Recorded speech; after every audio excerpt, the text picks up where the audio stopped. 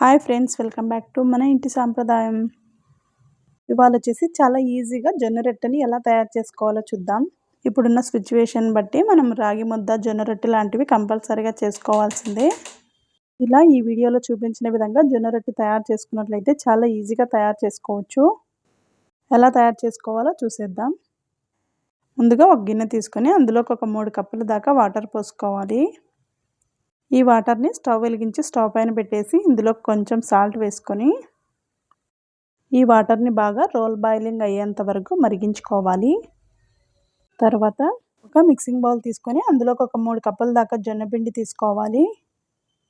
జొన్న రొట్టెని ఎవరైనా కొత్తగా ట్రై చేసేవాళ్ళు జొన్న పిండిని అలాగే వాటర్ని ఈక్వల్ క్వాంటిటీలో తీసుకున్నట్లయితే జొన్న రొట్టెలు బాగా వస్తాయి.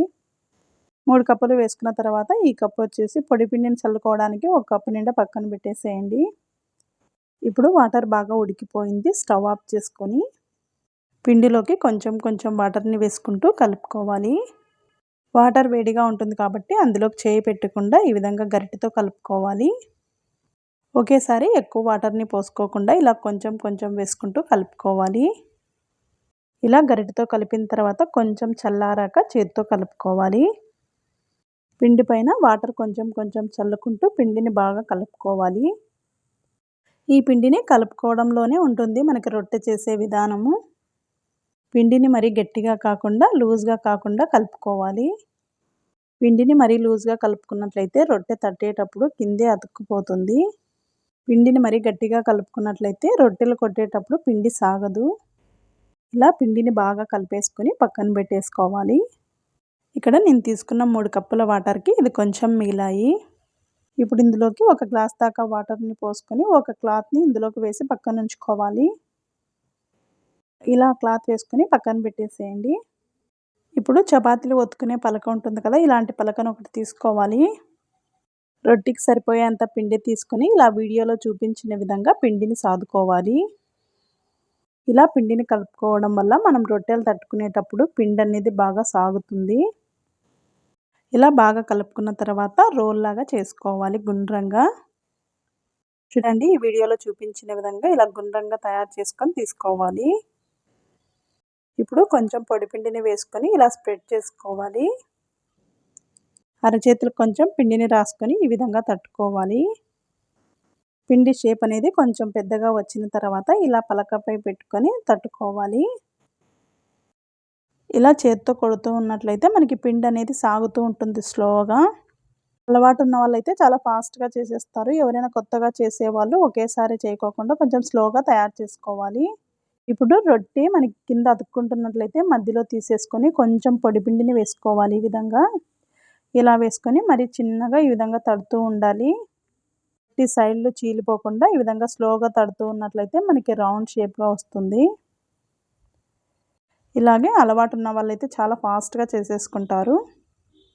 రొట్టెను అప్పుడప్పుడు చేస్తూ ఉన్నట్టయితే స్లోగా అదే అలవాటు అవుతుంది. రొట్టెని ఇలా తడుతూ ఉన్నప్పుడు తిప్పుకోవడానికి ఇబ్బందిగా ఉన్నా లేదా రొట్టె మందంగా ఉన్నా కూడా అప్పుడు ఇలాంటి చపాతీలు చేసే కర్రను తీసుకుని కొంచెం పిండిని రాసుకోవాలి రొట్టెకి అలాగే కర్రకి. ఇలా పిండిని అప్లై చేసుకోవడం వల్ల కర్రకి పిండి అతుక్కోకుండా ఉంటుంది. ఎవరైనా కొత్తగా రొట్టెను చేయడం నేర్చుకోవాలనుకున్న వాళ్ళు ఇలా ట్రై చేయండి, చాలా బాగా వస్తాయి. మరి కర్రతో ఎక్కువగా ప్రెస్ చేయకుండా స్లోగా ఈ విధంగా ఒత్తుకోవాలి. ఎక్కడైతే రొట్టె కొంచెం మందంగా ఉంటుందో ఆ ప్లేస్లో ఈ విధంగా స్లోగా ఒత్తుకోవాలి. సైడ్కి ఏమన్నా పిండి కొంచెం చీలినట్టుగా అనిపిస్తే అడ్జస్ట్ చేసుకుంటూ ఈ విధంగా కర్రతో ఒత్తుకోవాలి. ఇలా ప్రెస్ చేసుకున్నప్పుడు పిండి కింద అతుక్కుపోతుంది కదా అని మీకు ఒక డౌట్ రావచ్చు. ఇలా రొట్టెనంతా ఈవెన్గా బాగా స్ప్రెడ్ చేసుకొని ఒత్తుకోవాలి. ఇప్పుడు రొట్టెలు తిప్పుకునే చలాకీ ఉంటుంది కదా, దాన్ని తీసుకుని సైడ్ అడ్జస్ట్లన్నీ లూజ్ చేసుకోవాలి. పిండి ఏమైనా కింద అతుక్కున్నట్లయితే ఇలా అడ్జస్ట్లను లూజ్ చేసుకున్నట్లయితే చాలా ఈజీగా వచ్చేస్తాయి. ఇలా పర్ఫెక్ట్గా రొట్టెను తయారు చేసుకున్న తర్వాత అరచేతిలోకి తీసుకోవాలి. ఇలా డైరెక్ట్గా తీసుకోవడం రాని వాళ్ళు ఏదైనా ఒక ప్లేట్ తీసుకొని అందులోకి వేసుకోవాలి. ముందుగానే స్టవ్ వెలిగించి పెనం పెట్టుకొని బాగా హీట్ చేసుకోవాలి. బాగా హీట్ చేసుకున్న పెనం పైన రొట్టెని వేసుకొని కాల్చుకోవాలి. రొట్టె ఒక సైడ్ అంతా బాగా కాలిన తర్వాత ఇలాంటి తడిగుడ్డని తీసుకొని పైనంతా తడి చేసుకోవాలి. రొట్టెకి పైన ఎక్కడ గ్యాప్ లేకుండా ఇలా తడిగుడ్డతో తుడుచుకోవాలి. ఇప్పుడు కింద చలాకి పెట్టుకొని మరొక సైడ్ టర్న్ చేసుకోవాలి. ఇలా 2 వైపులా టర్న్ చేసుకుంటూ బాగా కాలేంత వరకు కాల్చుకోవాలి. ఇలా కింద భాగం అంతా కాలిన తర్వాత మరొక సైడ్ టర్న్ చేసుకొని కాల్చుకోవాలి. అంతేనండి. ఇలా సింపుల్‌గా జొన్న రొట్టెని ఎప్పుడు కావాలంటే అప్పుడు తయారు చేసుకోవచ్చు. ఈ టిప్స్‌ని ఫాలో అయినట్లయితే జొన్న రొట్టె చేయడం రాని వాళ్ళు కూడా చాలా ఈజీగా చేసేస్తారు. ఇలా జొన్న రొట్టె చేయడం అప్పుడప్పుడు ప్రాక్టీస్ చేస్తున్నట్లయితే చాలా ఈజీగా వచ్చేస్తుంది. అప్పటికప్పుడు చాలా ఈజీగా, హెల్తీగా, టేస్టీగా జొన్న రొట్టెను తయారు చేసుకోవచ్చు. ఈ రొట్టె సైడ్‌కి మీకు ఇష్టమైన కూరలతో సర్వ్ చేసుకోండి. చాలా టేస్టీగా ఉంటుంది. నేను ఇక్కడైతే చికెన్ కర్రీతో సర్వ్ చేసుకున్నాను. ఈ వీడియో మీకు నచ్చినట్లయితే లైక్ చేయండి. అలాగే షేర్ చేయండి. మరిన్ని రెసిపీస్ కోసం మన ఇంటి సాంప్రదాయం ఛానల్‌ని సబ్స్క్రైబ్ చేసుకోండి. Thank you for watching.